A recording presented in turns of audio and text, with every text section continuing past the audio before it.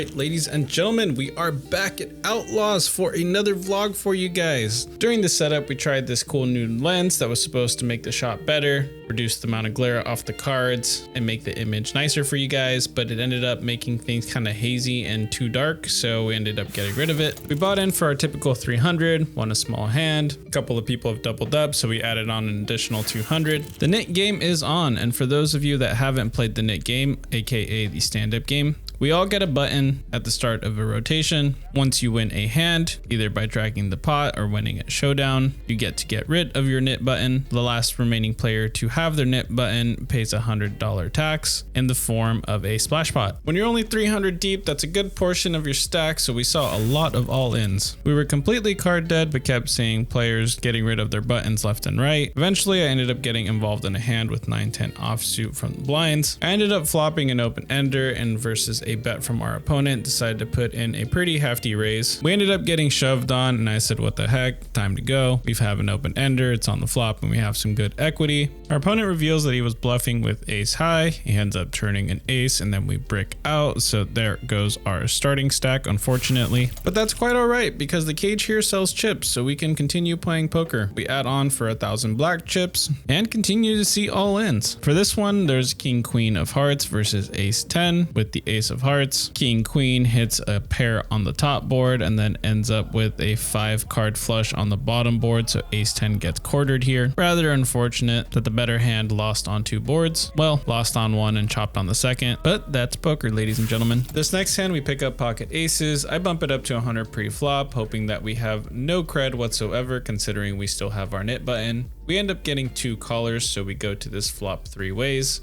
Board comes out queen high, action checks over to me, and I decide to just jam here, going for the absolute maximum. There's no way we would shove with an actual hand here for over $800, right, into a $300 pot. Joe shows us that he's folding second pair, flip over our aces, and they are in fact good. Get rid of the knit button and avoid having to pay that tax. All right, let's get to the actual hands now. We look down at pocket aces in the big blind, see 2 limpers and a raise to 25. The button calls at 25, and when the action gets back to me, we are going to bump up the price of poker. I make it $100 to go. I can beat aces. Make it 500 on green too. This guy. But can you beat a set of aces?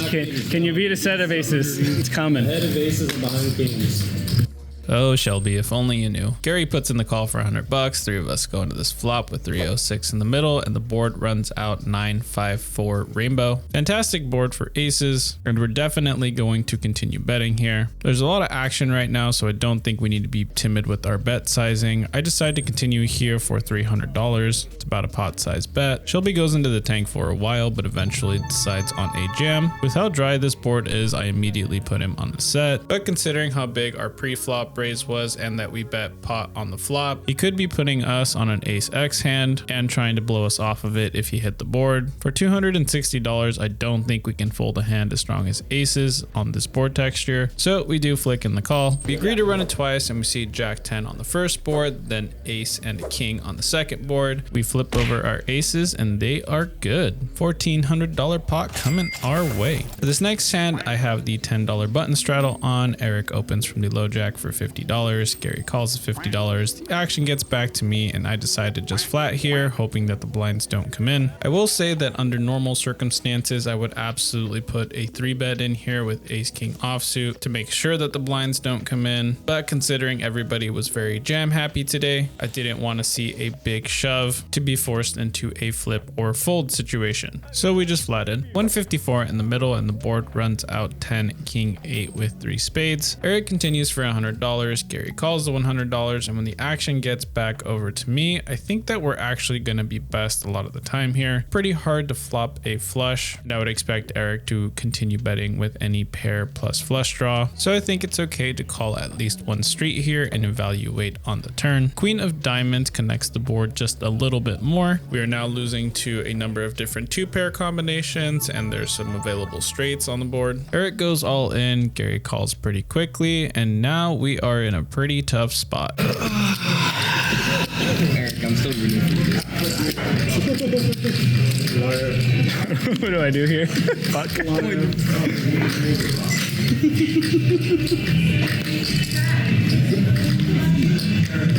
It's okay.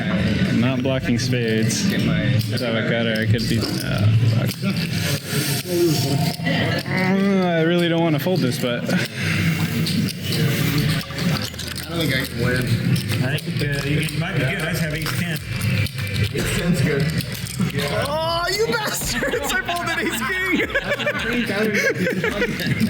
A bit unfortunate that we were correct about our king being good in this spot, but overall in this situation when facing an all-in and a call, I don't think a single pair is going to be good on this board. So overall, I'm okay with the fold here. If we had that ace of spades that Gary was holding, we definitely would have been in there, but that was not the case.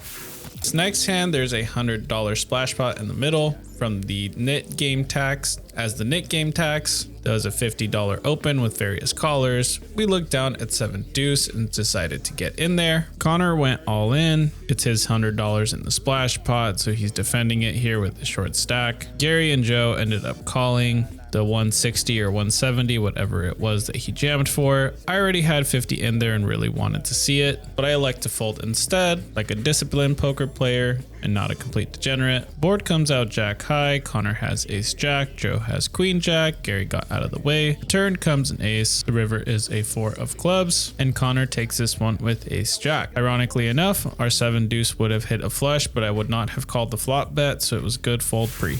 The session just started, but our stack is looking absolutely wonderful. When we take a look around the table, everybody's stacks are pretty deep as well, so you know this game is going to be going for quite a while. Can't really break this hand down as far as review because we weren't involved in it, but I definitely wanted to share because it was absolutely insane. There was a small raise pre-flop and a call.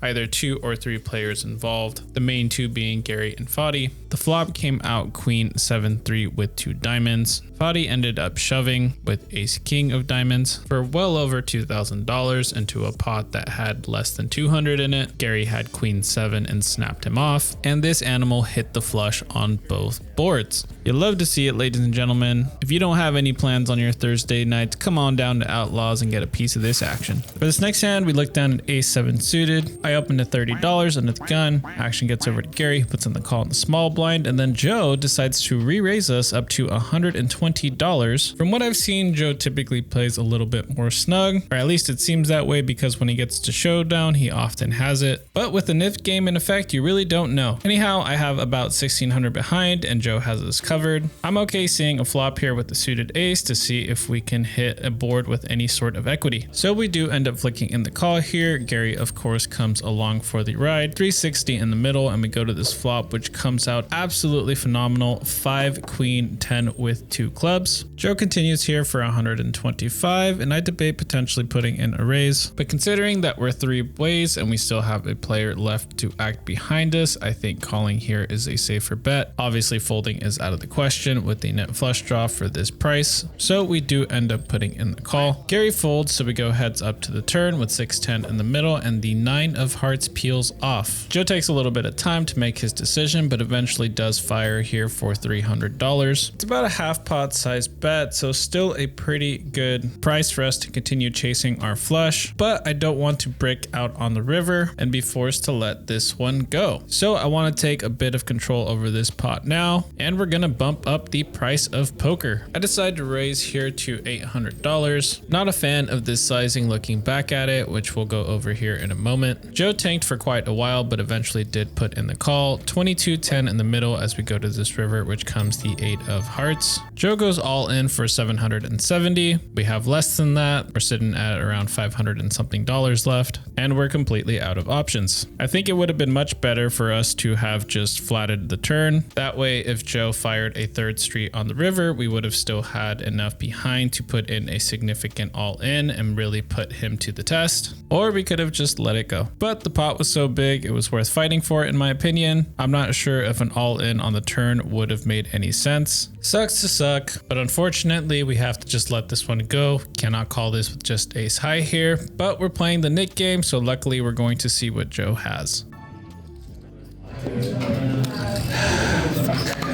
Oh, he said all in? Yeah, I missed. I can't call.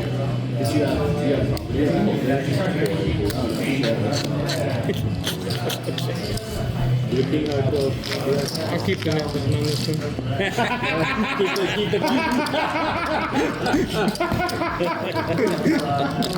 You know what I said was good, JJ. I figured after you didn't show it. Oh, that hurts, ladies and gentlemen.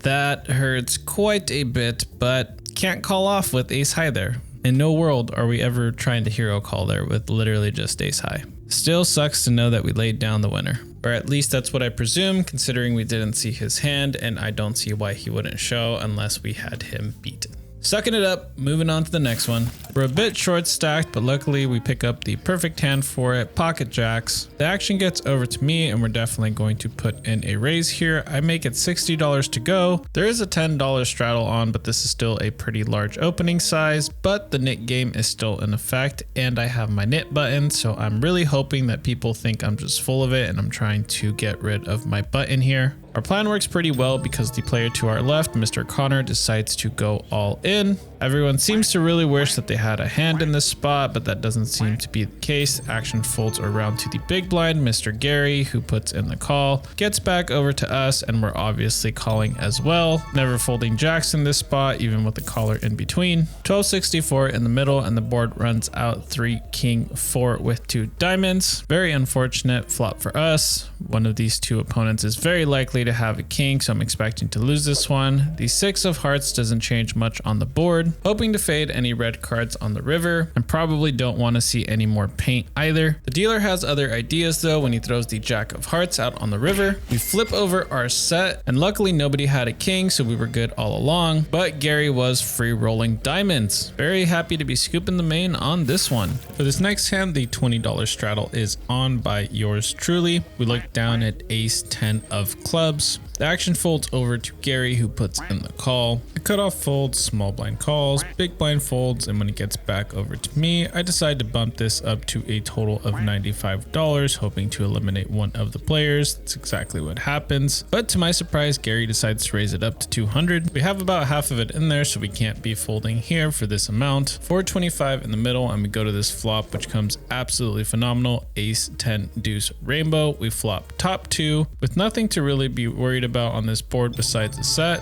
To make things even better, Gary goes all in for 1300, covering us. We decide to run it twice, so we go off to the first turn, which is a 7 of spades, and the river is a queen of clubs. On the second board, the turn is the 8 of spades, and the river is the 7 of hearts. Gary has ace king of spades, so we were fading a spade on both those boards, but luckily he was not able to complete. Our stack is looking quite healthy after that last hand, and the stacks around the table are all very juicy, so there's still plenty of opportunity to make some money tonight. At this point, the table started going crazy with a bunch of all-ins, and my boy Gary was no shortage of action. Even for a 3-bet, 4-bet, and 5-bet jam, he said 1700 ain't no thing and got in the mix. Good luck, Gary.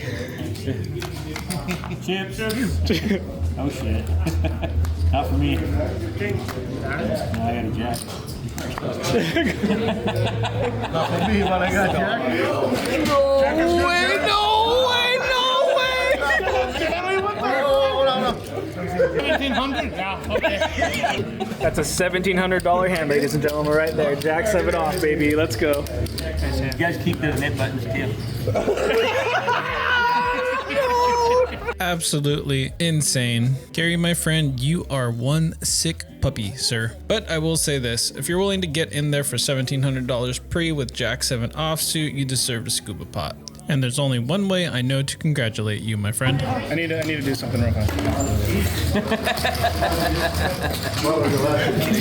Jack 7, 1,700 calls. 2 hands later, we see a big bet from Tyler, the opponent that just got stacked in that hand with Gary. Gary decides to re-raise here and put Tyler all in for the fresh 500 he just got. I look down at King 8 offsuit and get malicious intentions, thinking that we're going to get in here and tussle considering what we just saw, but I decide to exercise some discipline here and lay it down. Tyler puts in the call, and these two gentlemen are going heads up. There's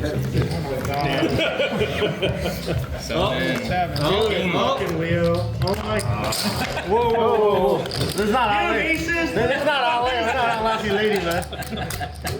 For context, Gary's been calling everybody's all in with any 2 cards. To add insult to injury, he hadn't even looked at his hand before raising to 500 here. So the fact that he woke up with aces was absolutely insane. For this next hand, we get a little bit splashy here. I make it $15 to go, completely in the dark, under the gun. Action folds over to Foddy, who puts in the call. Gary puts in the call, and then Joe puts in the call. Pretty fortunate for us because we look down at Queen 8 offsuit. Not that great of a hand, but here we are. Board comes out Queen 4-3 with 2 diamonds. Both of our opponents check it over to us, and at this point we do have top pair, so I'm gonna take a stab here. I decide to fire 50 into $60, hoping to just take this hand down now. That is not the case though. Both Gary and Joe put in the call. At this point in the hand, I think it's a good time to give up. There's not really too much going on this board, so I think our queen with an 8 kicker isn't going to be very good. Trying to get to showdown as cheap as possible, hopefully fading any more diamonds. And we get the worst diamond in the deck, the 8 of diamonds, now giving us top 2 pair on this board. Gary bets 100, and I think this is going to be a flush here all day. I don't see what else he would have called the flop with, and our 2 pair is definitely no good. We're getting 3-1 on our money here, so chasing a full house with only 6 outs doesn't make a lot of sense either. But considering how deep we are and the fact that it's going to be very hard for Gary to fold a hand as strong as a flush, I do think we have a lot of potential of making some money here on this river if we do hit our boat. So I end up putting in the call for an additional $100, 410 in the middle as we go to this river, which brings us the jack of diamonds. The board goes from bad to worse, but it's not like we were going to call on this river unless we boated up anyway. So we let this one go, tap the table, and give Gary the good old nice hand, and he's nice enough to show that he did in fact turn the flush. All right, this next one does not involve us, unfortunately, because we are not calling with ace 7 offsuit for $300. Maybe the week prior, but definitely not this week. We're not playing this garbage anymore. Anyhow, Shelby and Gary are playing this one heads up. Pretty sick hand, so I'll take you guys through the action here. Shelby bet 300 pre-flop to get a queen high board with 2 spades, and he continues here for $200. Gary puts in the call. They get the jack of hearts on the turn, to which Shelby continues here for $500. Gary says that's not enough and puts him to the test. He jams for over 5,000, and at this point Shelby goes into the blender. He thinks this over for quite a while. While he's taking his time thinking, I'm considering what 2 hands each player could have. Based on the pre-flop action, I thought Shelby was likely to have pocket queens or better. Obviously not pocket queens in this situation, otherwise he would have snap called. So maybe kings or aces.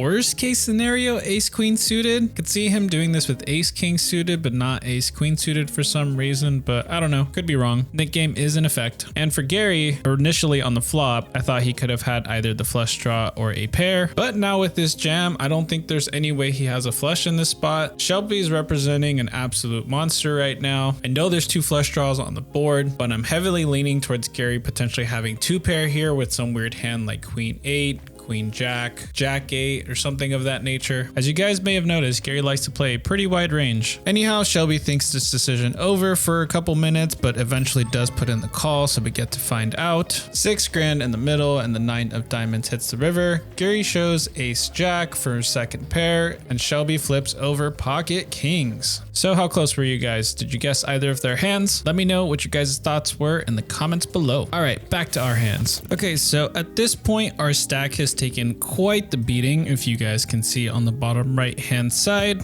I went through a bunch of footage trying to find in what hand we lost all this money, and to be honest, it didn't happen in any particular hand that would be worth showing. I was definitely calling too wide, especially from out of position, and playing too many hands, but that's been the trend as of late, which we are trying to cut back on. Luckily, we still have 2 500 chips along with all the black chips, so we kept all our big denominations, so we're still sitting on 1500 or so. We look down at jack 10 suited on the small blind, see an open to $30, and we decide to come along for the ride. 93 in the middle, and we go to this flop, which comes out 3 king jack rainbow. We have middle pair with a backdoor flush draw and a backdoor straight draw. Not sure what got into me, but I decided to lead here for $60 with middle pair. The middle position player calls and Gary calls, which is very concerning. Definitely expect one of our opponents to have a king in this spot after both of them call. But those concerns are alleviated when a second king hits the board on the turn, now reducing the amount of available kings in the deck. I decided to continue here for $130, hoping both opponents fold. We do lose one customer, but Gary comes along for the ride. 533 in the middle as we go to this river, which brings us the Jack of Clubs. We hit a full house, but obviously any king makes a full house as well. If the player in the middle would have stayed in the hand and Gary would have folded, I think I would just give up on this river card, but considering how wide Gary plays, we could still have the best hand here. So I decided to go for some value and bet 300 into 533. Gary goes all in and he has us covered, so this is now a decision for the rest of our chips. And as much as I hate it, I don't think he's ever bluffing here in this spot. So unfortunately, we do have to let our hand go, and Gary does show that he had the goods here with King 10 offsuit. Nice hand, Mr. Gary. A bit unfortunate that we weren't able to make anything happen with a hand as strong as Jack 10 suited, but we might have a little bit of luck with Jack 10 offsuit in later position. We see an open to 15 by under the gun, and literally the entire table calls. Kind of wishing I would have raised to thin out the field a little bit here, but we are where we are now. 6 Jack 8 rainbow on this board here, and the small blind leads out for $50. 2 players call behind, and I'm not buying it. There's no way everybody has a piece of this. We have top pair here, and it's pretty hard to make a pair in poker, so we're going to go for a raise here to try and thin out the field a bit. We bump up the price of poker to $225. The small blind goes into the tank for quite a bit here. He looks confused, but definitely not uncomfortable, and after about a minute or two, he puts the chips in the middle, but they're not calling chips. He goes all in for 900 and some change. We got a bit out of line here trying to take the pot down without much resistance, and unfortunately just a pair of jacks with a 10 kicker here is not good enough to call, so we're going to have to release our hand here and find a better spot.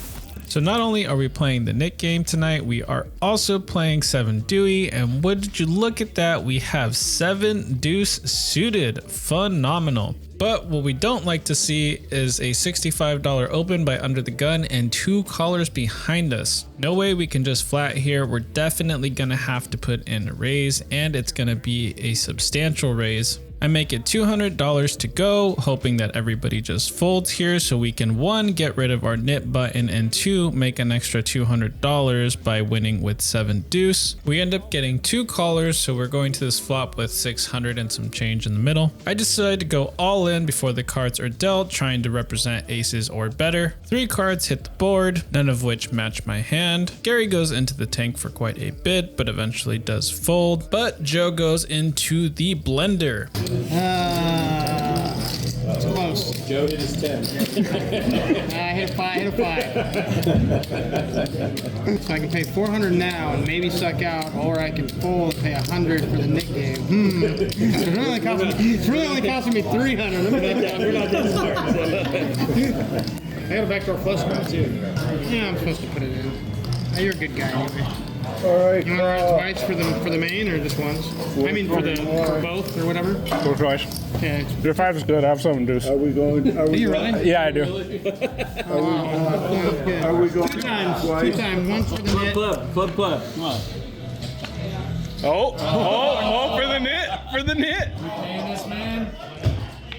All right, give him the second one so he can get his money back. Oh my God. Too many outs.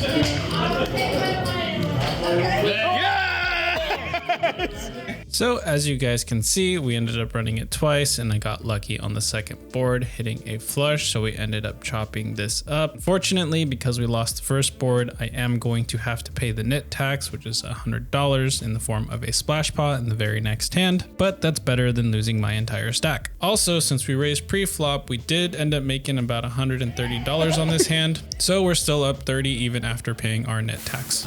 Got another little situation we want to run you guys through here. Not much to break down, so we'll go through it quickly. There's a $100 splash pile out there. I decided to straddle for 25 bucks. We see a raise from Fadi in early position. He makes it 155, and Gary obviously is going to come along for the ride. I'm honestly surprised he didn't just go all in. At this point, I'm thinking Fadi has a hand like pocket jacks. We have ace king here, so we have 2 overs. I don't really want to call the 150 and have to fold if we miss. I don't think he's going to fold if we jam either, and Gary's definitely coming along for the ride. So we decide to ship it. We're either going to triple up in this hand or we're going to lose it all, but hoping to win, obviously. Fadi goes all in for a lot more than what we have. Gary puts in the call and we go off to this run out. Okay, I like that.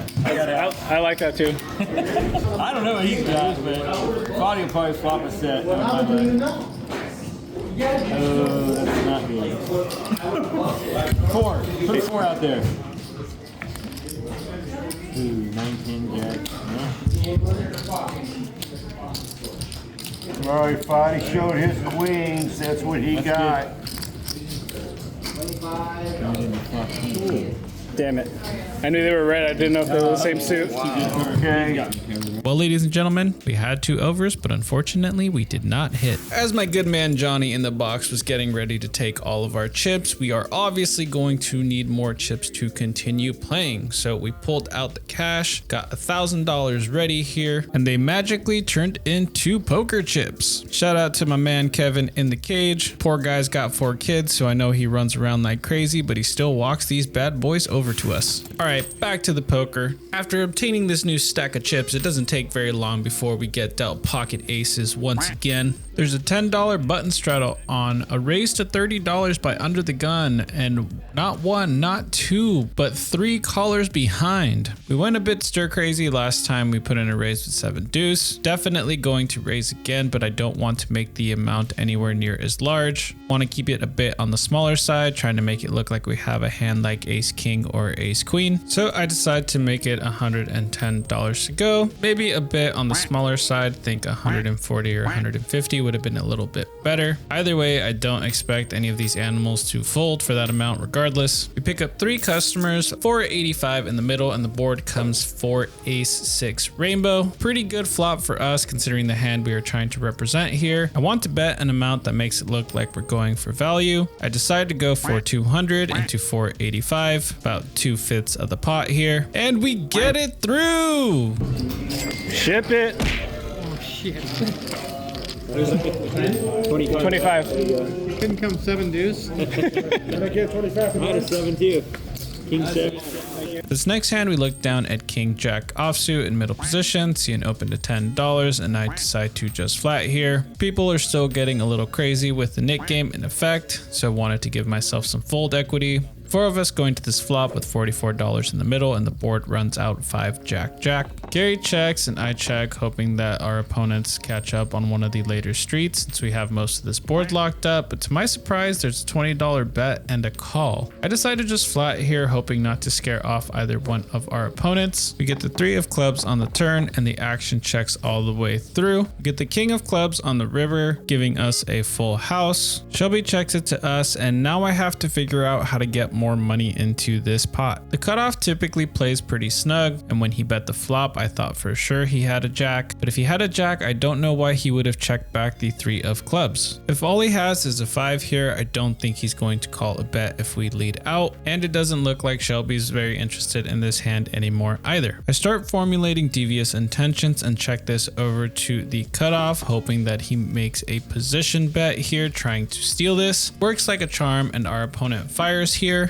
for $130, and this is where the malicious intentions kick in. We go for a big boy overbet here, really putting our opponent to the test. I fire out $500. Our opponent goes deep into the tank. This time around he does not look as comfortable as he did on the hand earlier today. We've been making some pretty big bets and taking some rather large gambles during this session, so I'm hoping it pays off here, and I think it does. Our opponent puts in the chips, we flip over our full house, and it is good. Finally have a substantial pot coming our way. This next hand is a bit wild and reckless. We look down a king 7 offsuit on the button with a $5 straddle out. I am one of the remaining 2 players with their nit button left, so I decide to get in the mix. And that's when the other player with their nit button goes all in for 231. Sorry, the graphics are off by 30 bucks. If I fold and he wins, I'm gonna have to pay 100 anyway. I'll call. A bit too wide of a call there, but with the amount of money going into the middle, I think the risk might be worth it. 4 of us going to this flop, which comes out 7-3-5 with 2 spades. Pretty good flop for us, all things considered. The action checks over to us, and I decide to go all in for $900 here. It's a little under a pot size bet. Gary puts in the call, and we're off to a run out. 2,800 in the middle, and the turn brings us a 4 of spades. Not the card we wanted to see. The river's an ace of hearts. Gary flips over 8-5, so we have him for the side pot. The villain that went all in pre-flop had 7 deuce, which ended up rivering a wheel. That's going to be good for the main, but that's all right because we have a substantial side pot coming our way. For this next hand, we look down at ace 4 of hearts and decide to raise it up to $15. We get a caller, and then Gary decides to re-raise to 58 bucks. I decide to put in the call, and 1 more player calls behind. 4 of us going to this flop with 184 in the middle, and the board comes out 10-6-4. We have bottom pair here, and that's good enough to call Gary's $100 bet one time, trying to keep my man honest. We do also have a backdoor flush draw. Everyone else gets out of the way,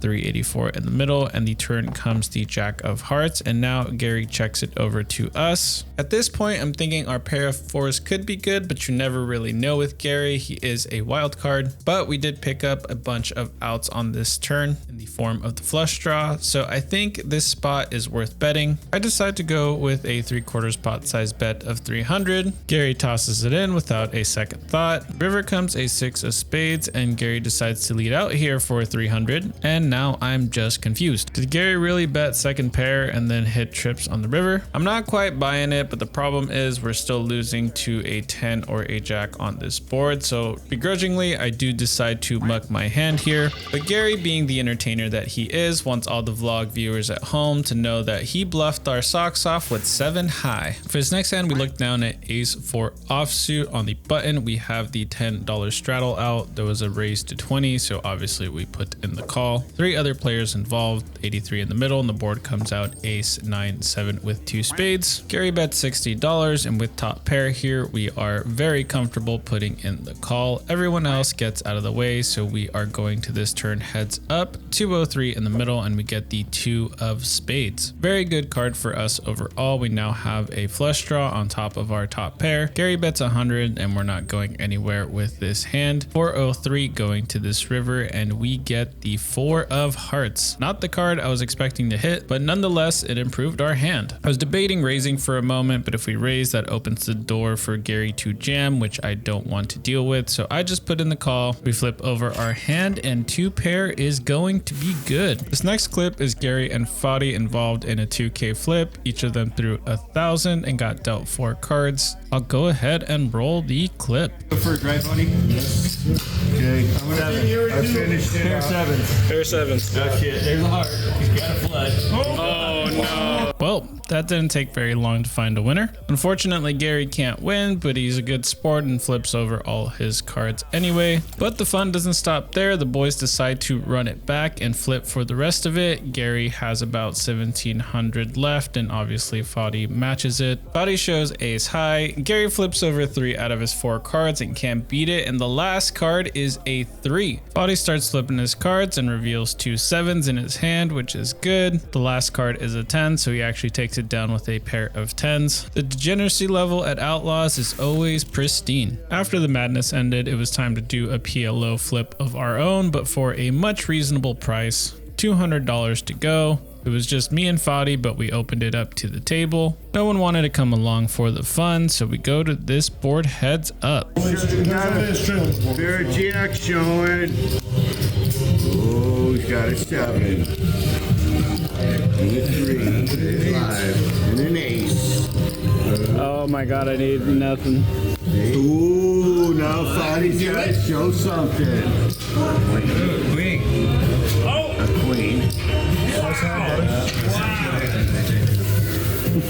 And with that, Mr. Fadi is out for the night, but the rest of us will continue playing for a little while longer. Or at least I will. Can't speak for the other players at the table. They can stay until the table breaks. At this point in the night, we're starting to get very short-handed, and it seems like the table could break at any minute, which means we're calling with some very wide ranges. Absolutely hate limping, but for some reason we limped into this pot and we get a pretty favorable flop, 10-7 queen with 2 clubs. We see an $8 bet, and that's not going to be enough. We need to start building up a pot just in case we hit our flush. I bump it up to $25. We lose 2 opponents, but we get 1 caller. $62 in the middle, and the turn comes the 9 of spades. Our opponent checks it over to us, and we're going to keep firing here. I might give $50 to go. Our opponent thinks it over for a little bit and puts in the call, and we go to a fantastic river, which comes the 4 of clubs. Our opponent steals the betting lead from us and throws $75 into the middle. I look at our opponent's stack, and he has a little under 500 behind. I politely ask for all of it, hoping that the villain is still steaming from that queens versus deuce 3 offhand. Definitely have a fucking club. I get one really nice and just call it. Our opponent goes into the tank for quite a while. I was debating calling the clock on him, but I honestly wanted him to put the chips in the middle, and I'm very glad I didn't because he eventually did put the chips in the middle. We flipped over our flush, and it is good. All right, ladies and gents, with that, it is time for us to rack up and get out of here. No on-screen displays. This video is already a couple weeks late, and I don't want to delay it any longer, so you're just gonna have to settle for the audio. For this session, we bought in not once, not twice, not 3, but 4 times for the amounts of 200, 300, 1,000, and 1,000, making it a grand total of $2,500 that we were in for on the session. Luckily for us, by the end of the night, the amount of money that was on this little screen here was $2,750, which is more than the $2,500 we were in for. That's it for this video, guys. Thank you all for stopping by, and I will see you all next week.